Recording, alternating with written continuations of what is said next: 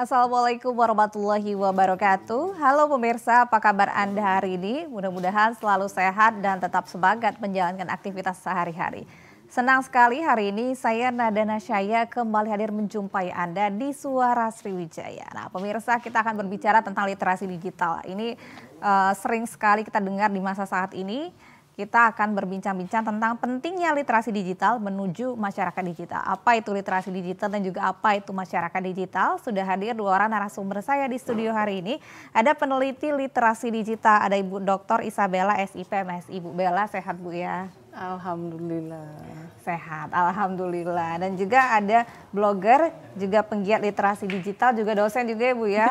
Ibu Sumarni Bayu Anita, SOS MA CPR. Apa kabar Bu? Baik, alhamdulillah Mbak Nada.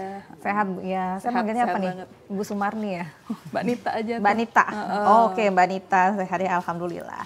Nah pemirsa, kami juga tidak berbincang bertiga, kami mengundang Anda silakan bergabung bersama kami di line telepon di 0711 311 454. Pentingnya literasi digital menuju masyarakat digital. Saya mau ke Bu Bella dulu ini. Bu, apa yang menjadi apa yang menarik menurut Bu Bella sehingga Bu Bella ini sendiri menjadi peneliti literasi digital ya? Ya, baik, terima kasih Mbak Nada. Jadi menarik sekali berbicara tentang literasi digital, terutama pasca pandemi. Pasca pandemi kehidupan kita berubah, pola kehidupan berubah, yang tadinya sekolah tatap muka menjadi online, bekerja tatap muka bisa melalui online, Zoom meeting dan sebagainya. Oleh karena itu kan perlu penyesuaian dari masyarakat ketika peralihan dari masa pandemi COVID-19 ke masa adaptasi untuk menghadapi era digital itu. Momennya pas sebetulnya Presiden kita ketika pidato di bulan Agustus tahun 2020, percepatan literasi digital itu sudah harus dilaksanakan. Ketika masa pandemi, percepatan itu bisa terlaksana. Tahun 2021 diluncurkanlah program literasi digital melalui Kementerian Kominfo sampai 2024 ini. Jadi program literasi digital dibuat oleh Kominfo untuk mengedukasi masyarakat. Jadi literasi digital ini adalah sebuah cara memberikan kecakapan, memberikan keahlian kepada masyarakat dalam menggunakan, memakai maupun mengakses, memanfaatkan informasi-informasi melalui media-media digital seperti yang saat ini kita gunakan, entah itu smartphone, entah itu tab, ataupun komputer, ataupun laptop, sehingga masyarakat kita mampu mengikuti perkembangan digital saat ini.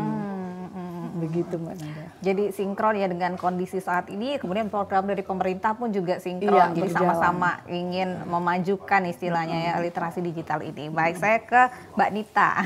Oke.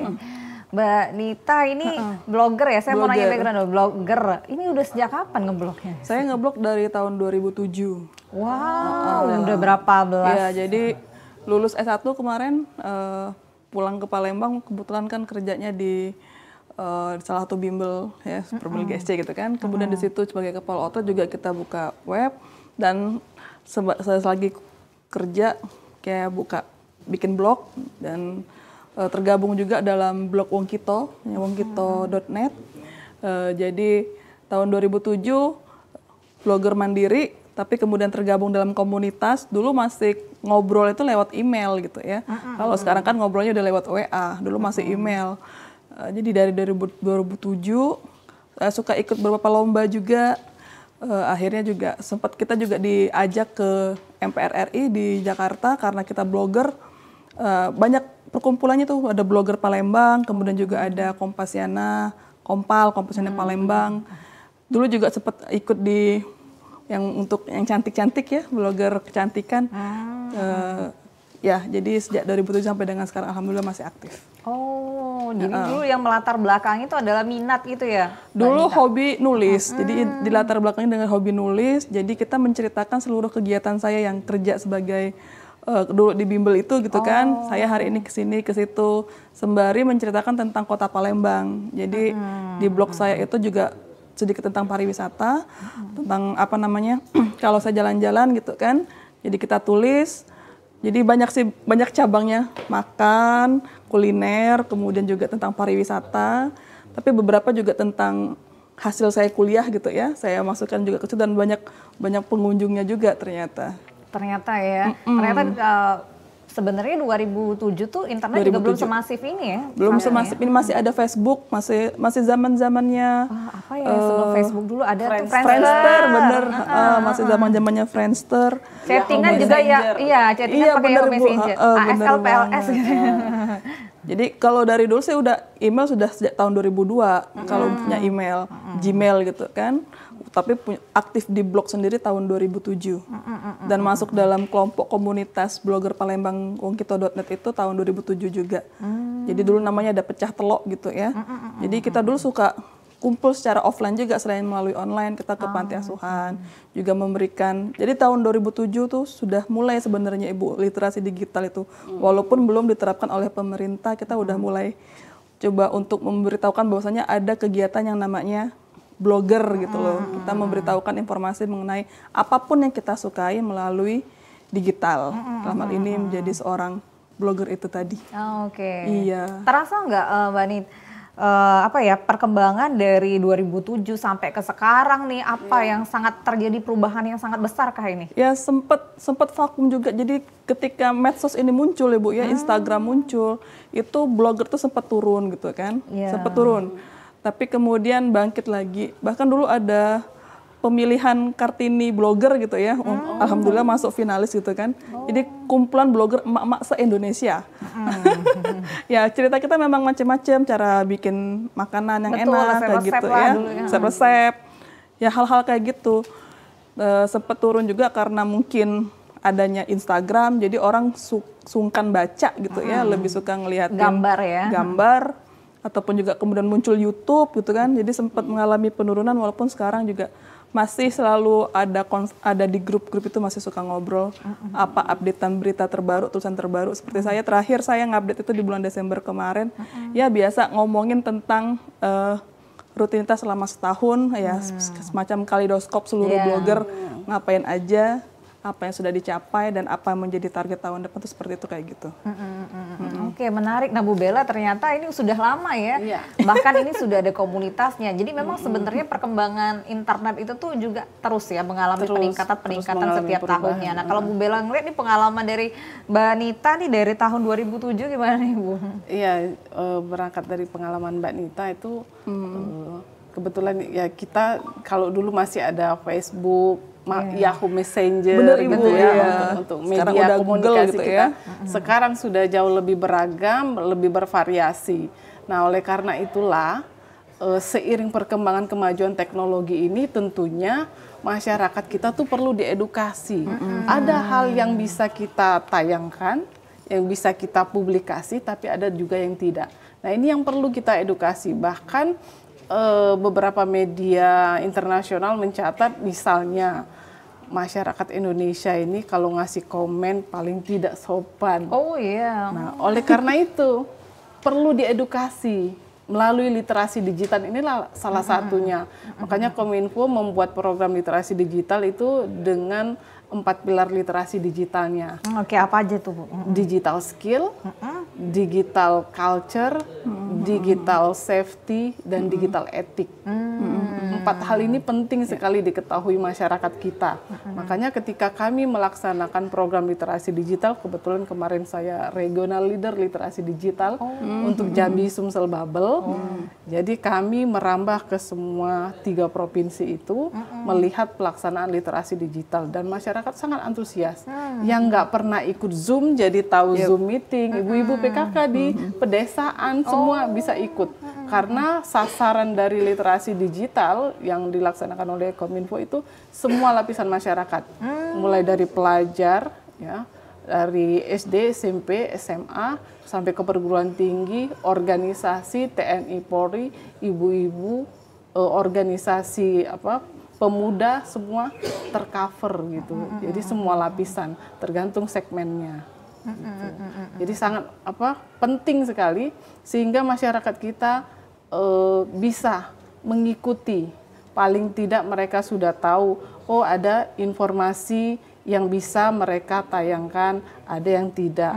Misalnya data-data pribadi, keamanan data pribadi. Kadang-kadang orang lupa, ada yang posting KTP anaknya. Padahal itu identitas yang tidak seharusnya ada di Facebook, ada di sosmed, dan itu sifatnya sangat pribadi gitu ya. Oleh karena itulah perlu diedukasi masyarakat kita. Kemudian budaya digital atau digital culture. Perubahan yang sangat pesat. Bangun tidur, siapa ya yang ngasih komen? Bangun tidur, siapa ya yang like?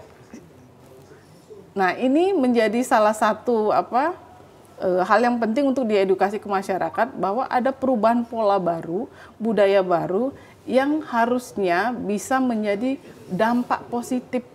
Artinya ketika ada satu budaya baru dalam hal ini, misalnya update status, salah satu yang tiap hari mulai dilakukan orang lain, ada update status, minimal update itu yang bisa bermanfaat untuk kita, bisa menginformasikan hal-hal yang positif untuk orang lain.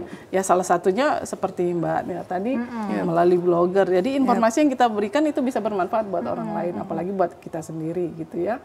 Kemudian digital etik, nah, etika. Sudah banyak yang terjerat kasus Undang-Undang ITE terjerat Undang-Undang ITE melanggar ujaran kebencian, kemudian provokasi, radikalisme.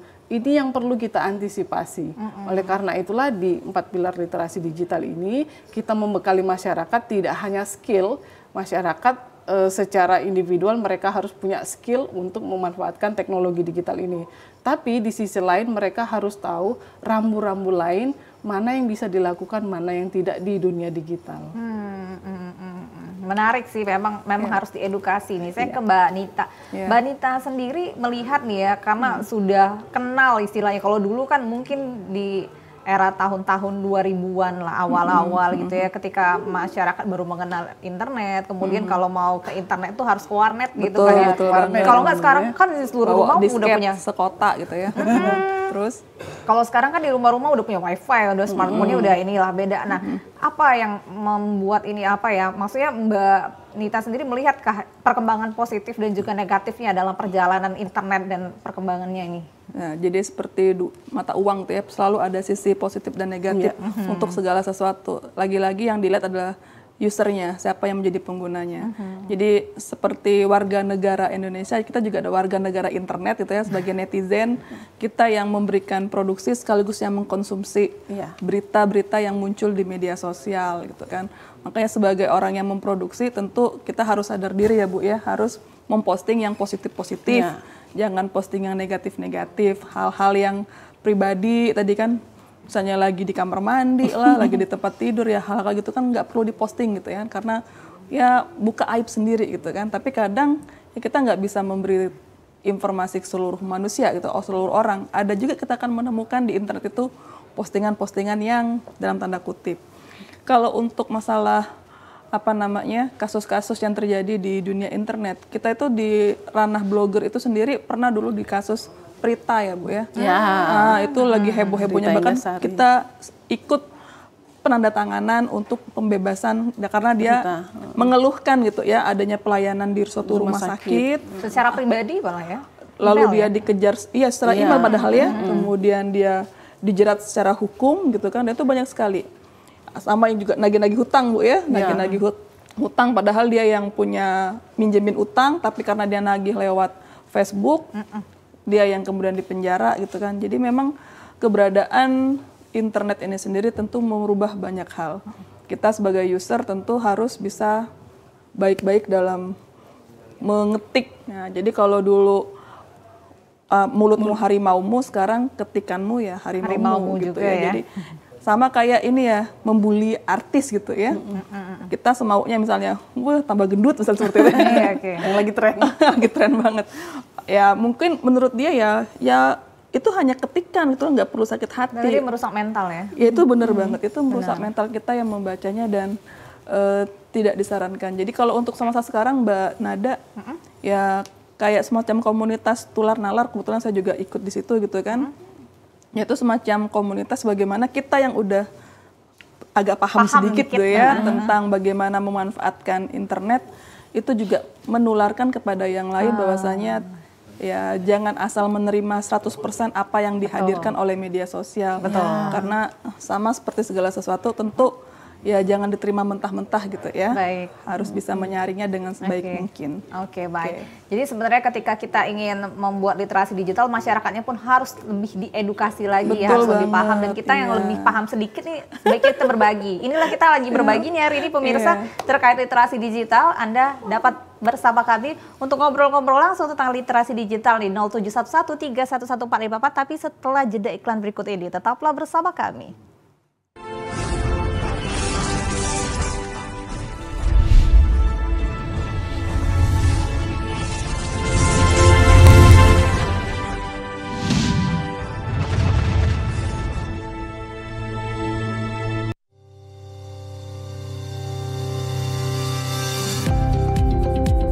TVRI Sumatera Selatan merupakan bagian dari Lembaga Penyiaran Publik TVRI Media Pemersatu Bangsa. Kami siap untuk menjadi yang terdepan dalam teknologi penyiaran digital, mewujudkan konvergensi media dalam bentuk layanan multiplatform.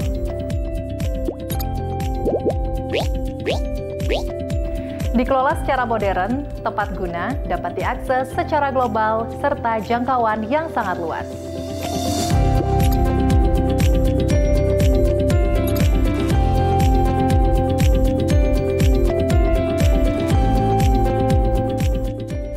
TVRI Sumatera Selatan hadir dengan tayangan bermutu, mencerahkan, serta syarat dengan kearifan lokal.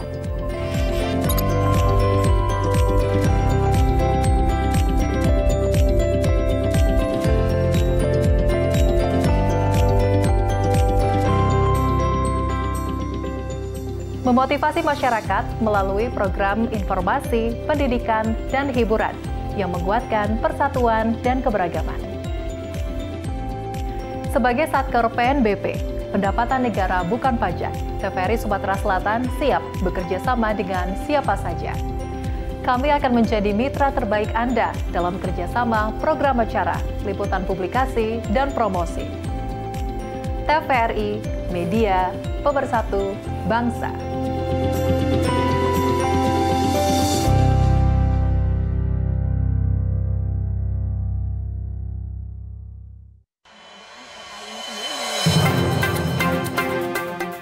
Banyak sekali teknologi berbasis kecerdasan buatan yang bisa kita manfaatkan. Menyajikan isu-isu aktual, sosialisasi kebijakan yang menyangkut kepentingan publik. Artinya memberikan ruang kepada peserta didik untuk berkembang sesuai dengan keinginan mereka, sesuai dengan passion mereka, bakat dan minat mereka. Semuanya bisa Anda simak dalam dialog suara Sriwijaya. Setiap orang mempunyai kesempatan ya untuk berpartisipasi dalam politik atau menjadi pengurus politik.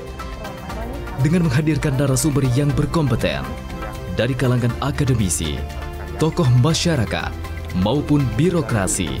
Pencegahan dilakukan dengan cara mendeteksi potensi-potensi korupsi dan kemudian dari deteksi itu maka akan terlihat hal-hal apa yang perlu dilakukan perbaikan. Suara Sriwijaya, setiap hari Selasa, Rabu, pukul 14 waktu Indonesia Barat. Hanya di TVRI Sumatera Selatan. Kawan-kawan, kita sebagai pemuda harus menjalankan proses demokrasi. Kita kawal demokrasi. Aku tidak akan peduli. Aku mau hidup 1000 tahun lagi. Buat apa kau hidup sampai 1000 tahun? Percuma aja pun kalau kita nggak berguna buat negeri ini. Lah, siapa yang tidak peduli? Sebentar lagi kan pemilu. Taulah, pasti kau golput. Onde mande, golput tuh sama saya kayak nggak peduli dengan proses demokrasi. Satu suara wakse bisa mengubah masa depan kita. Alamak Jang, sedih kali pun Bung Karno dengan pemuda Indonesia itu golput. Hah, Bung Karno, bener juga ya. Beri aku 10 pemuda niscaya kuguncangkan dunia. Woi, mau kemana woi? Woi.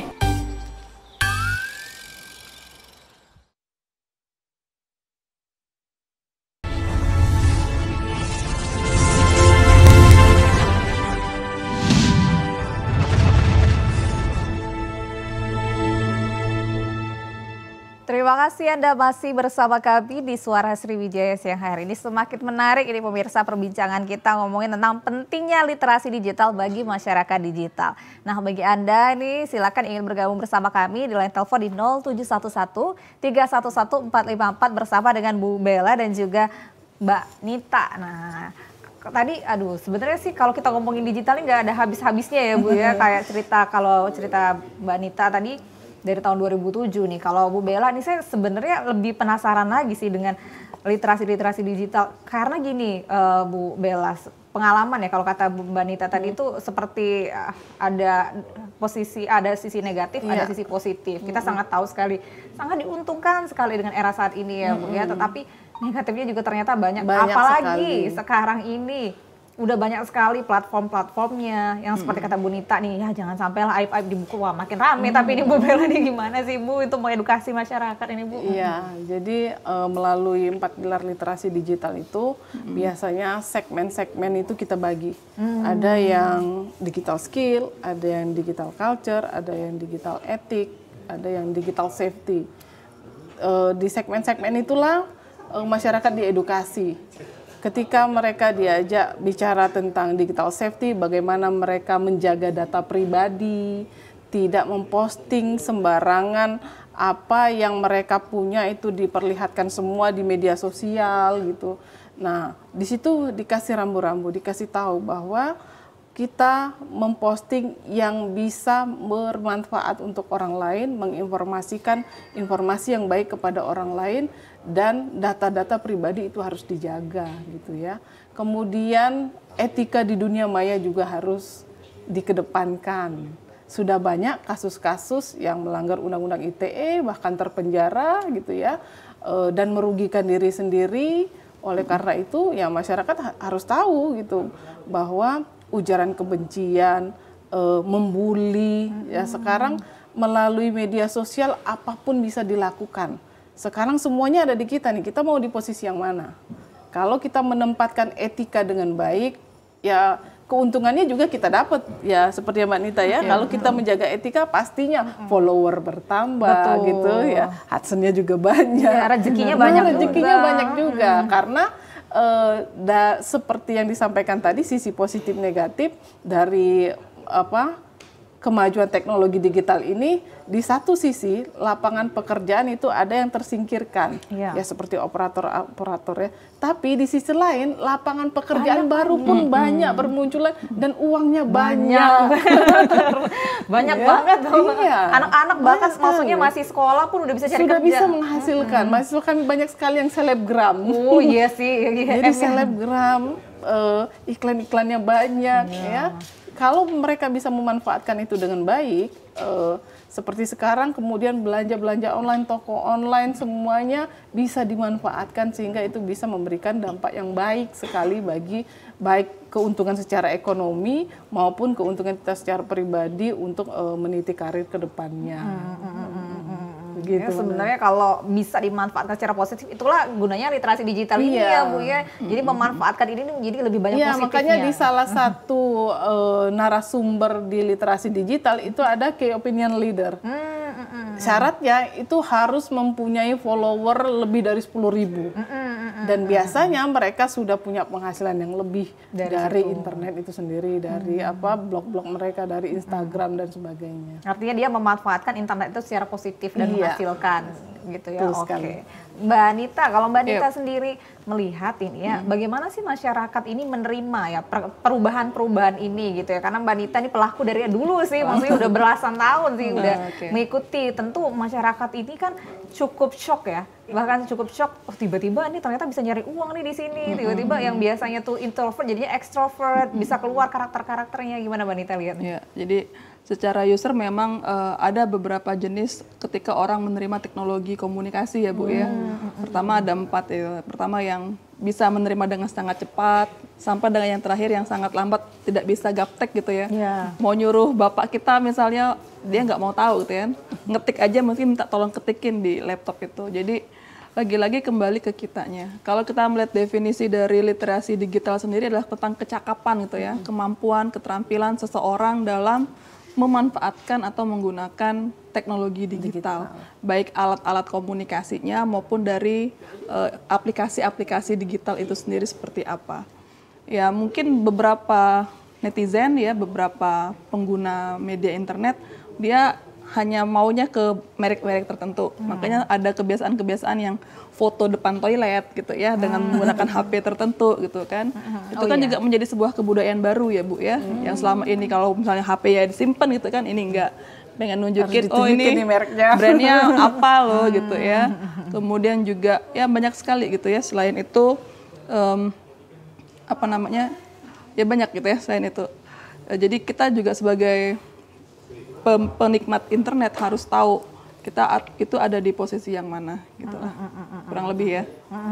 Masyarakat tentu juga harus tahu juga. Untuk Kota Palembang sendiri pengguna lebih banyak ke Instagram sih kalau masih secara ini, walaupun secara data karena kita juga ngajar tentang apa namanya digital marketing gitu kan, itu lebih ke Facebook. Tahun ini masih di Facebook, tapi kedepannya kita nggak tahu. Kalau masalah mencari duit, tadi bener Bu ya, menjadi seorang kreator YouTube gitu kan. Saya kan punya anak juga ya Bu ya, jadi tiap hari pegangnya HP gitu kan. Ya selain kita mau belajar sambil ngerjain tugas, ya memang lebih aman ngasih HP, walaupun itu memang nggak baik gitu kan. Yang kita lihat konten-konten ternyata sangat sederhana gitu ya. Misalnya ada patung-patung kecil, ya misalnya Pororo lagi mau mandi gitu kan, padahal dia di hutan-hutanan. Jadi sebenarnya sangat sederhana, tapi itu bisa menghasilkan uang. Jadi memang sekarang di era sekarang tahun 2024 masyarakat jangan hanya untuk tahu merek-merek tertentu saja, HP-in yang mahal, HP-in yang murah, tapi bagaimana mengolah itu biar bisa menjadi duit gitu loh. Jangan cuma sekedar jadi alat komunikasi, tapi juga menjadi ladang pendapatan. Itu sih kalau menurut saya. Itu ya, maksudnya kerasa nggak sih Bu, kalau dulu cita-cita anak-anak mau jadi dokter, mau jadi polisi, kalau sekarang mau jadi konten kreator, mau jadi YouTuber gitu nggak sih? Hi guys gitu ya, dikit-dikit hi guys. Apa melatih komunikasi sudah sejak kecil, jadi udah terbiasa ya. Makanya kadang penyakit anak sekarang itu kan speech delay gitu ya. Jadi dikit-dikit kalau kita ketemu sama yang punya anak kecil, kok anak saya umur 3 tahun belum bisa ngomong gitu kan. Kadang salah satu penyakitnya adalah karena suka dikasih tontonan Bu ya. Dia suka bingung gitu kan, mana yang bahasa Inggris, mana yang bahasa Indonesia, mana yang bahasa cuman AO aja gitu kan. Jadi memang itu tantangan kita untuk ibu-ibu teman sekarang gitu kan, karena penggunaan media digital ini. Anak-anak juga penyakitnya terbaru tuh speech delay. Tapi kalau misalnya kita juga lebih cermat lagi, ya jadi ketika mereka sudah tumbuh agak besaran dikit, udah ngerti, ada beberapa konten kreator yang anak-anak misalnya, cuman karena dia suka ngomong, jadinya dia menjadi salah satu selebgram gitu, itu juga bagus juga gitu kan. Jadi ya seperti tadi Mbak, ada selalu dua sisi mata uang, tergantung kita bisa memanfaatkan yang mana. Kalau memang bisa yang positif, pasti bisa menghasilkan yang baik juga buat kita. Harusnya seperti itu. Nah, oke, kalau Bu Bella sendiri nih ya, maksudnya sebagai peneliti literasi digital tentunya sih, khusus di beberapa wilayah ini, di Sumatera bagian selatan ya Bu Bella? Kalau pelaksanaan literasi digital kemarin di Jambi, Sumsel, Babel. Oke. Nah, melihatnya ini kalau masyarakat di beberapa provinsi tersebut nih ya, apa yang lebih harus dikembangkan lagi nih kalau kita melihat gitu ya? Baik, yang perlu sekali difasilitasi untuk pelaksanaan literasi digital ini adalah infrastruktur digital. Tidak ada gunanya masyarakat kita mampu punya handphone bagus, punya kuota, kalau jaringan internetnya tidak stabil. Masih banyak ya? Masih banyak beberapa daerah di kabupaten, terutama ya daerah-daerah yang jauh dari ibu kota, gitu ya, ibu kota provinsi, itu masih perlu sekali fasilitas internet yang stabil. Artinya pemerintah ya tentunya harus bekerja sama dengan berbagai pihak untuk memperbaiki infrastruktur internet ini ya, infrastruktur komunikasi. Itu yang perlu dilaksanakan sekali sehingga nanti pelaksanaan literasi digital ini bisa berjalan dengan lancar. Karena kami punya pengalaman menarik. Apa tuh nih, Ma? Di beberapa kabupaten ketika sedang literasi jaringan hilang. Narsumnya harus cari tempat lain untuk bisa online lagi. Itu terjadi benar ketika kemarin pelaksanaan literasi digital. Itu kendala yang paling utama kendala ya. yang paling utama. Tapi sebenarnya antusias masyarakat nih kan kadang-kadang apalagi di daerah-daerah yang memang jaringannya sulit, tapi sebenarnya mereka sangat antusias sekali. Jadi beberapa daerah kemarin itu ada pesertanya ibu-ibu PKK. Jadi pembicaranya ibu bupati. Ibu PKK satu handphone dia bisa berlima, berenam nonton.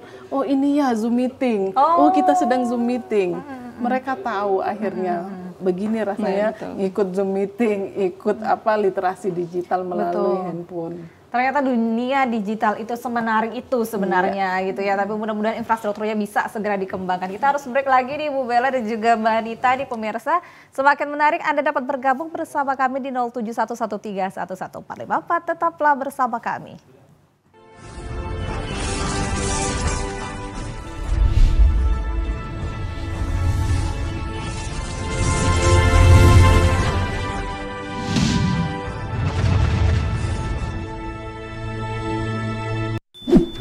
Yuk nonton siaran televisi digital.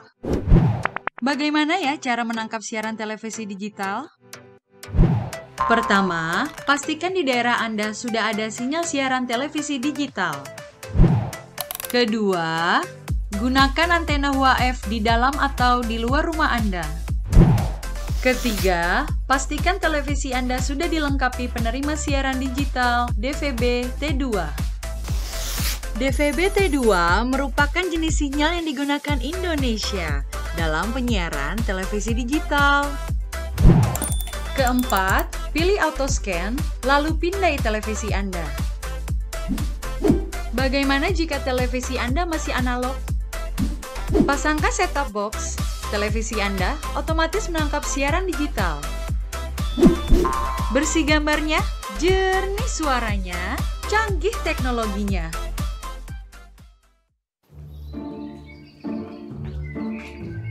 Beli, ayo, beli yuk. Ay lantak ke ayu ni, si Runian main HP. Ni dia ngentak ke nyoh. Ya Caca, mengapa kak? Dah maling Yalah kenteng mulut tu ngomong. Aku ni nak beli. Cak si Runian kamu main HP. Oh itu. Kamu tuh lagi ngapoi? Lagi ditelan HP tuh. Ini nak kak, ada berita tentang pemilu si Runia. Jadi harus aku sebar ke segala grup yang ada di HP aku. Ay, hati-hati, adik tangkap polisi. Apalagi zaman pemilu nih. Hah? Apa baca itu kak dia tangkap polisi? Nah, ya adik ku jelas ke, tunggu ya.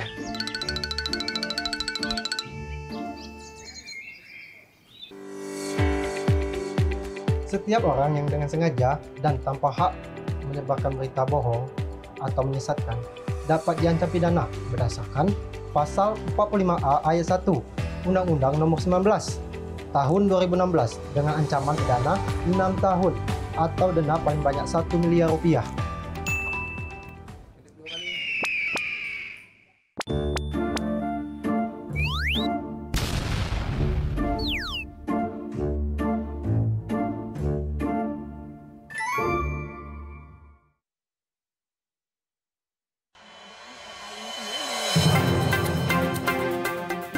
Banyak sekali teknologi berbasis kecerdasan buatan yang bisa kita manfaatkan.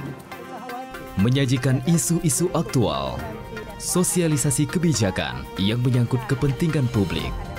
Artinya memberikan ruang kepada peserta didik untuk berkembang sesuai dengan keinginan mereka, sesuai dengan passion mereka, bakat dan minat mereka. Semuanya bisa Anda simak dalam dialog suara Sriwijaya. Setiap orang mempunyai kesempatan ya untuk berpartisipasi dalam politik atau menjadi pengurus politik. Dengan menghadirkan narasumber yang berkompeten dari kalangan akademisi, tokoh masyarakat, maupun birokrasi. Pencegahan dilakukan dengan cara mendeteksi potensi-potensi korupsi, dan kemudian dari deteksi itu maka akan terlihat hal-hal apa yang perlu dilakukan perbaikan. Suara Sriwijaya, setiap hari Selasa, Rabu, pukul 14 waktu Indonesia Barat. Hanya di TVRI Sumatera Selatan.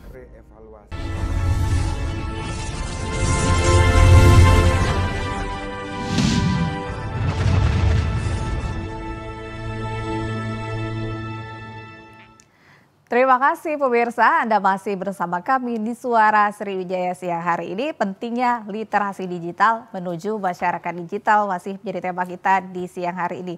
Silakan untuk Anda yang ingin bergabung di line telepon di 0711 311 454. Saya kembali lagi ke Bu Bella ini tadi, ternyata memang infrastruktur menjadi hal yang paling utama dan sebenarnya masyarakat juga sangat antusias. Jadi boleh cerita pengalaman-pengalaman nggak Bu Bella misalnya ke beberapa kabupaten kota itu, seberapa antusias sih sebenarnya masyarakat ini menuju masyarakat digital? Iya, jadi dari setiap event literasi digital itu hampir rata-rata misalnya kita targetkan 600 peserta, itu bisa sampai 1000. Wow. Bahkan pernah satu event itu online bisa sampai 5.000 orang untuk mengikuti literasi digital. Karena kita kemarin itu segmen pendidikan, jadi sekolah di daerah sangat antusias sekali. Mereka posting, nih kami hadir dari sekolah kabupaten ini. Mereka dengan fasilitas seadanya menggunakan proyektor, jadinya nonton bareng dengan fasilitas sekolah, jadi anak-anak bisa mengikuti literasi digital. Nah, pengalaman yang menarik lainnya yaitu tadi, karena jaringan internet yang kurang stabil, ada yang ketika materi sedang disampaikan, jaringan internetnya hilang. Ya, itulah jadi terpaksa ya. Narsumnya harus digantikan narsum lainnya sampai internetnya stabil baru nyambung lagi. Begitu Mbak Nada. Maksudnya kalau dengar cerita dari Bu Bella, artinya betapa masyarakat ini juga sudah sangat antusias sekali ya menjadi masyarakat digital di era saat ini, tinggal mereka ya diliterasi seperti kata Bu Bella tadi. Oke, saya ke Mbak Nita nih. Mbak Nita sendiri kan sebagai penggiat literasi digital juga ya. Bagaimana sih untuk Mbak, ini saya penasaran juga sih sebenarnya dari 2007 sampai ke sekarang nih sebagai pelaku gitu ya, pelaku internet yang memang ikut perkembangannya gitu. Cukup menghasilkan juga kah Mbak? Maksudnya terus kemudian juga kadang-kadang kan orang masih identik ya kalau misalnya internet tuh selalu berpikir bahwa ya dia sibuk sendiri gitu. Tapi ternyata Mbak Nita ada komunitas juga, ternyata menyenangkan gitu. Gimana Mbak Nita? Memang itu kinerja individu plus kelompok, tapi memang lebih banyak individunya ya. Karena semangat untuk menulis itu kan muncul dari diri sendiri. Keuntungan menjadi seorang blogger tentu yang sudah saya rasakan sampai saat ini juga sudah cukup banyak gitu kan. Misalnya kayak ke Singapura gratis gitu kan. Dulu suka ikut lomba-lomba, misalnya diadakan salah satu provider di Indonesia, kemudian menang, kita diterbangkan ke Singapura, lumayan 3 hari 2 malam gitu kan. Atau kan mendapatkan uang karena ikut lomba sih, banyak penulisan misalnya tentang pariwisata, tentang lalu lintas gitu kan, itu sudah beberapa kali sih, alhamdulillah. Kalau untuk sekarang memang seharusnya gitu ya, seharusnya memang dari blogger terjunlah ke selebgram gitu kan, cuma mungkin memang dunianya agak berbeda tuh. Saya jarang buka TikTok gitu kan, nggak suka joget-joget, mungkin umurnya nggak masuk ya Bu ya, udah nggak umurnya. Jadi untuk penggiat literasi yang di ranah TikTok misalnya, mungkin bolehlah ditanyain juga gitu kan.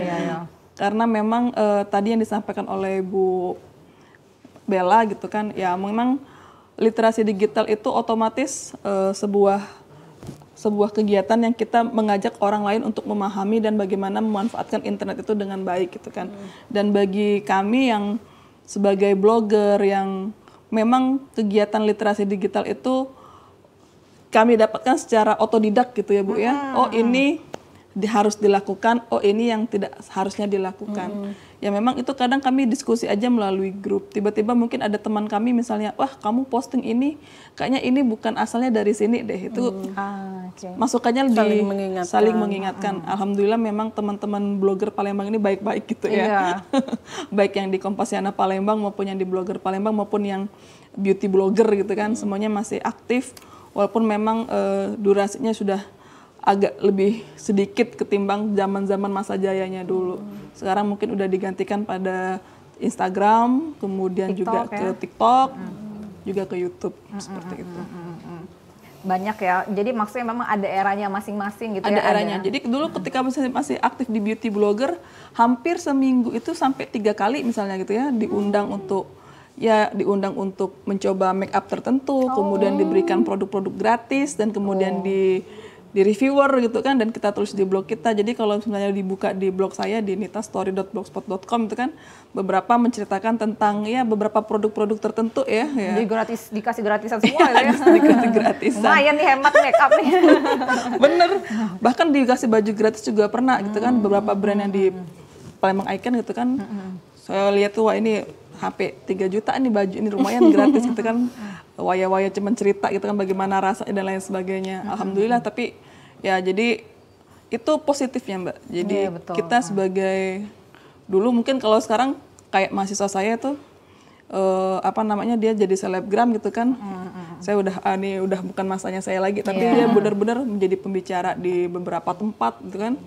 Dia benar-benar bisa memanfaatkan kemampuan dia dalam mengedit video, mempostingnya. Dulu dia di TikTok, awalnya di TikTok, kemudian TikToknya banyak, kemudian berkembang ke Instagram. Tapi memang yang saya lihat kemampuan dasar yang harus dimiliki oleh salah orang selebgram itu dia memang harus pinter ngedit, ya pinter ngedit dan harus berani untuk ngomong. Nah, itu sih 2 kunci itu aja.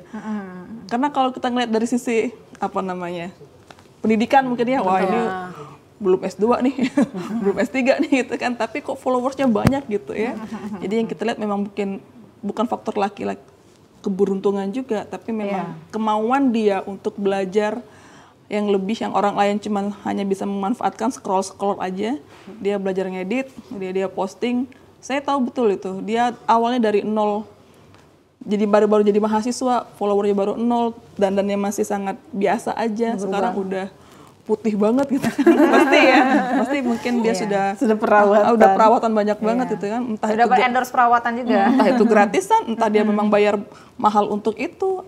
Ya artinya kita bisa melihat perkembangan seorang yang awalnya 0 menjadi yang begitu high class, mengalahi dosennya gitu kan, cuman gara-gara pinter menggunakan media. Internet merubah ya. Internet merubah seseorang sepanjang dia tahu caranya. Betul banget.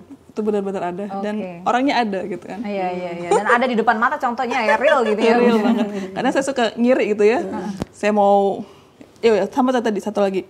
Kadang juga kita bisa memblokir seseorang gara-gara postingan dia. Barusan saya memblokir teman saya di Facebook gitu kan. Karena terus-terusan memposting tentang salah satu calon paslon gitu ya, dan politik, bahkan begitu sarkas gitu kan. Biasa-biasa aja sih kalau menurut saya, nggak usah terlalu kayak gitu-gitu banget ya. Yang namanya lagi pemilihan presiden pasti kayak gitu ya Bu ya. Ya tapi ketimbang kita juga selalu membaca hal-hal yang negatif, lebih baik sementara kita stop dulu untuk melihatnya seperti karena itu. Seperti kata Mbak Nita tadi bisa merusak mental juga gitu kan ya. Kayak tadi kalau misalnya ada cacian, bulian itu bisa merusak gitu ya. Padahal menurut mereka kadang-kadang itu hal biasa gitu kan ya. Tapi mungkin yang ngebaca. Tapi ada juga hal yang lucu sih gara-gara menggunakan internet itu. Saya pernah lagi bimbing mahasiswa KKN gitu kan. Saya videoin suatu kejadian di Lebung Gajah itu. Saya ketangkep sosok makhluk halus. Waduh. Itu di luar konteks itu ya. Tapi ternyata juga teknologi ini bisa menangkap hal-hal yang seperti itu. Ini seriusan ini. Jadi ketika saya ingat betul ketika saya mempost itu nggak ada sosok putih gitu ya. Tapi ternyata yang malah yang bikin komen itu ya orang yang nggak tahu saya. Mbak itu apa di bagian belakang? Saya perhatiin lagi, wah ternyata media sosial juga bisa, itu agak rame ya, yang saya posting di Instastory saya waktu itu. Ya, jadi hal-hal yang aneh-aneh itu ternyata juga bisa muncul melalui media-media sosial kita. Banyak sih sebenarnya, banyak sekali sebenarnya manfaatnya. Nah Bu Bella, kalau kita di literasi digital ini juga sebenarnya kayak kata Mbak Nita tadi banyak pengalaman-pengalaman, itu juga diajarin nggak sama kita bagaimana sih sebenarnya kayak mencari uangnya atau ternyata sebermanfaat itu, gimana tuh Bu Bella? Iya, makanya salah satu narasumbernya itu ada key opinion leader. Jadi biasanya key opinion leader itu selebgram, YouTuber, ataupun dia TikToker, bagaimana usaha yang sudah mereka rintis, bagaimana mereka punya follower yang banyak, bagaimana mereka memanfaatkan betul pengetahuan melalui digital skill ini sehingga menjadi sesuatu yang menghasilkan, sehingga menjadi sesuatu sumber pendapatan baru buat mereka, dan tentunya akan meningkatkan perekonomian. Dan ternyata banyak juga ya bisa dijadikan kayak opinion leader gitu ya di Sumatera Selatan ya Bu Bella ya. Bertebaran di luar biasa ya digital ini. Oke, kita akan break lagi nih. Aduh, tidak terasa pemirsa, silakan Anda ingin bergabung di 0711311454, tetaplah bersama kami.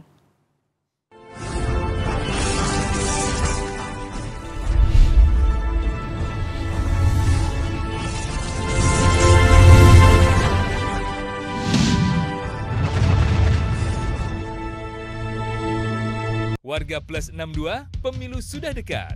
Sudah pada tahu apa saja tahapan dan jadwal penyelenggaraan pemilu 2024? Simak informasi berikut ini. Pencalonan anggota DPD. Pencalonan anggota DPR, DPRD Provinsi, dan DPRD Kabupaten atau Kota. Pendaftaran bakal calon presiden dan wakil presiden. Pengusulan bakal calon pengganti atas hasil pemeriksaan kesehatan. Penetapan pasangan Capres-Cawapres. Penetapan nomor urut pasangan calon. Masa kampanye pemilu. Masa tenang. Pemungutan suara. Penghitungan suara. Rekapitulasi hasil penghitungan suara. Suara rakyat, suara pemilu.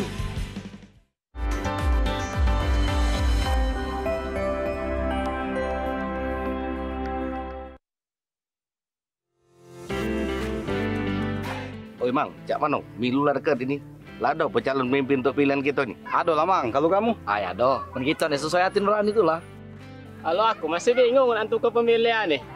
Kalau aku baca dari visi misinya, kayaknya bagus-bagus galau. Lakor kalau itu, mau pilih gitu. Nah, tunggu dulu Bang. Assalamualaikum. Waalaikumsalam. Ya lemak ngobrol lu. Ya, apa kabar sehat? Alhamdulillah. Yang aku nanyo dengan kamu itu, kamulah mesti kelum. Namo-namo kamu terdaftar sebagai daftar pemilih tetap. Nah itu dulu yang harus pikir ke ketua. Kamu ada Android? Ada. Kamu juga Google. Nah kamu ketik di telusuri ini ya tak? Telusuri ya terus. DPT online. Di situ ada cek DPT online. Nah di situ pencarian data pemilih pemilu 2024. Nah, kaget di situ masuk ke NIK kamu. Oh iya. NIK nomor NIK kamu. Sudah, ya, baru klik pencarian, muncul nama kamu. Nah, alhamdulillah sudah aku, Mang. Nah, ngapa aku tak terketik nama aku di DPT online ini? Tidak terdaftar namanya? Iya. Belum terdaftar. Jadi ini, jadi kakek pada saat pelaksanaan tanggal 14 Februari kalau salah 2024. Kamu bawa KTP dan KK, daftar ke di TPS terdekat. Langsung bawa ke sana, Mang? Yo, kakek injek formulir. Nah, isi data-data kamu di situ. Langsung kakek injek nomor. Nah, jadi pastikan Anda sebagai pemilih tetap di pemilu 2024.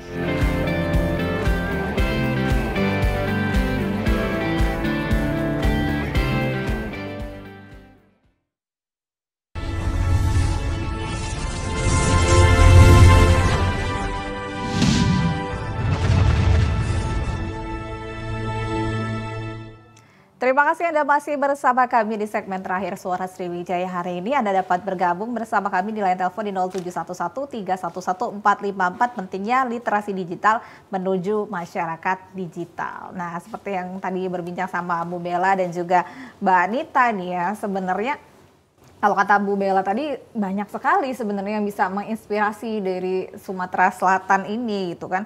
Nah, bagaimana ini sekarang Bu Bella kolaborasi antara sesama gitu ya, selain dari Kominfo, kemudian juga tentu dari para penggiat-penggiat literasi di Sumatera Selatan untuk sama-sama ya mengembangkan literasi digital ini. Iya, jadi kita memberikan sosialisasi tidak hanya dari program yang sudah diberikan oleh pemerintah, tapi juga kita peer teaching. Jadi artinya teman-teman yang sudah berhasil menjadi selebgram itu mengedukasi teman-temannya bagaimana mereka memberikan informasi, bagaimana perjuangan mereka bisa berada di titik seperti sekarang dengan penghasilan yang banyak, iklan yang banyak, kemudian terkenal gitu kan. Dan ternyata itu tidak mudah, tidak seperti orang lihat keberhasilannya sekarang gitu. Jadi itu kami adakan session-session tersendiri dengan mahasiswa, misalnya kita adakan sosialisasi. Kemudian kita juga bekerja sama dengan berbagai dinas instansi untuk mensosialisasikan itu kepada entah itu kepada masyarakat, anak SMA maupun mahasiswa kami sendiri. Jadi berbagai cara kita lakukan supaya kita tidak terpaku dengan literasi digital yang diberikan oleh pemerintah. Nah, di bidang akademik, kebetulan saya ngajar komunikasi pemerintahan, jadi mahasiswa itu kita edukasi untuk bisa berkomunikasi melalui media sosial. Jadi mereka membahas satu topik tertentu, nanti mereka share ke media sosial mereka masing-masing, tapi dengan tahapan dari mereka harus memvideokan dari awal mengikuti perkuliahan dengan komunikasi yang seadanya, kemudian kita edukasi, kita kasih tips and triknya bagaimana, kemudian video kedua melihat perubahan, dan sampai terakhir mereka berani publish untuk video bagaimana mereka menjelaskan satu topik tertentu yang bisa di-share ke masyarakat. Itu juga kita terjadi perubahannya ya, kelihatan sangat ya. Jelas sekali terjadi perubahannya dengan dibekali pengetahuan bagaimana mereka berkomunikasi yang baik di media sosial.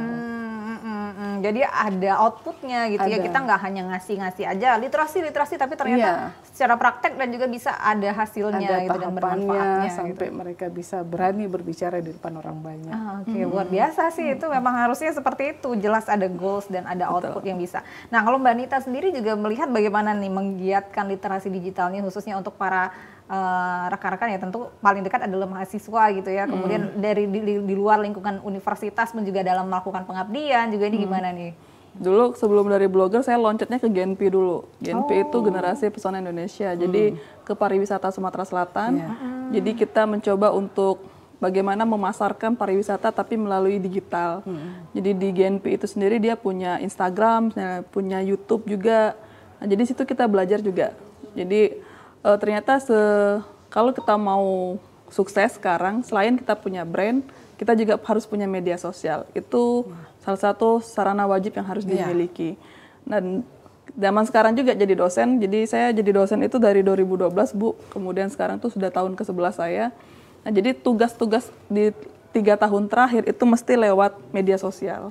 Jadi saya punya tugas mingguan gitu ya, misalnya kayak di mata kuliah Entrepreneurship Communication, itu dia punya akun Instagram khusus yang akan memposting tugas di minggu itu. Jadi Instagram itu ternyata tidak hanya bisa digunakan untuk berkomunikasi saja, tapi juga bisa untuk melakukan tugas-tugas kuliah. Biar tidak terlalu tertekan gitu ya. Dan itu juga menjadi salah satu cara juga untuk dosen masa kini gitu ya. Bagaimana caranya mengajak mahasiswa memahami tentang ilmu, tapi dengan cara yang lebih menyenangkan atau fun. Sama lah kayak kita ngajak nonton nobar gitu ya. Dari nonton bareng di salah satu bioskop misalnya di Palembang, habis itu ya nggak usah analisis yang panjang-panjang gitu ya. Lalu tinggal bikin postingan di Instagram, foto langsung kemudian bikin caption sedikit bagaimana respon kamu tentang film tersebut, kaitkan sedikit tentang teori sinematografi misalnya terhadap cara pengambilan gambar kamera untuk tokoh A. Jadi tugas simple tapi juga menggunakan media sosial, mahasiswa senang diajakin jalan-jalan, jadi kolaboratif dan insya Allah terpilih jadi dosen favorit kayak Mbak Nada misalnya seperti itu. Amin. Oke, ampun waktu kita sudah mau habis nih, saya udah di akhir-akhir nih. Sekarang sih harapannya ya Bu Bella ya, harapannya setelah masyarakat ini paham dengan literasi digital ini gimana? Jadi harapan yang pertama tentunya target dari Kementerian Komunikasi dan Informatika itu bisa tercapai karena program literasi digital ini akan berjalan di akhir 2024 ini. Jadi dari 2001 ke 2004 dengan target 50 juta penduduk Indonesia itu akan terliterasi. Mudah-mudahan ini target ini bisa tercapai dan masyarakat kita bisa merasakan manfaat yang positif dari pelaksanaan literasi digital ini, baik secara ekonomi, akademik, ilmu pengetahuan, skill, dan sebagainya, sehingga akan memberikan nilai tambah tersendiri bagi masyarakat kita dalam pelaksanaan literasi digital ini. Mudah-mudahan ya ada manfaatnya dan dia juga bisa menular-nularkan ya. Mungkin kebetulan nggak bisa ikut tapi bisa berbagi kepada rekan-rekan di luar dari target-target dari literasi digital tersebut. Kalau dari Mbak Nita sendiri gimana nih harapannya? Ya, setuju. Pertama peningkatan pemerataan pendapatan, jadi yang awalnya nggak punya HP jadi punya HP, gitu yang paling penting sebenarnya gitu kan. Jadi dari ujung selatan, ujung barat sampai ujung timur ya, kita tahu sendiri bahwasanya di ujung timur misalnya makan aja susah, apalagi mau punya HP gitu kan. Jadi saya sih berharap kedepannya pemerintah lebih sedikit memberikan kebijakan tentang bagaimanakah anak-anak muda sekarang juga bisa memiliki kesempatan memiliki HP sekaligus jaringan internetnya, agar yang namanya literasi ini digital ini ya, gimana mau literasi kalau HP aja nggak ada gitu kan. Jadi pertama memilikilah itu dulu sebagai alat komunikasi, baru kemudian sama-sama mencerdaskan kehidupan bangsa, dan mungkin setelah itu baru memberikan literasi digital mana bagusnya dalam pemanfaatan seluruh alat-alat digital tersebut. Oke.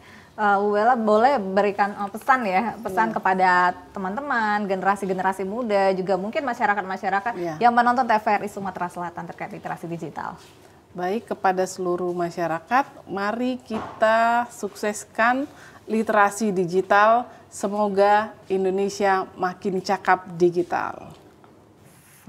Mari kita sama-sama ya. Boleh Mbak Dita pesan-pesan? Oke, pesan saya untuk seluruh masyarakat Indonesia, pergunakanlah seluruh alat-alat digital kita dengan sebaik mungkin, baiklah yang positif agar tidak hanya bisa kita manfaatkan secara konsumen tapi juga sebagai produsen. Jadi membaca sekaligus memproduksi tulisan-tulisan yang bermanfaat untuk seluruh bangsa Indonesia. Oke, luar biasa. Terima kasih banyak Mbak Nita, terima kasih banyak juga Bu Bella. Ini sudah berbagi kepada kita semua. Ini adalah upaya kita bersama untuk meliterasi digital para masyarakat-masyarakat yang ada yang mungkin belum bisa secara langsung kami bisa mengedukasi lewat TVRI Sumatera Selatan sebagai media pemersatu bangsa. Saya Nada Nasyaya pamit, terima kasih dan sampai jumpa.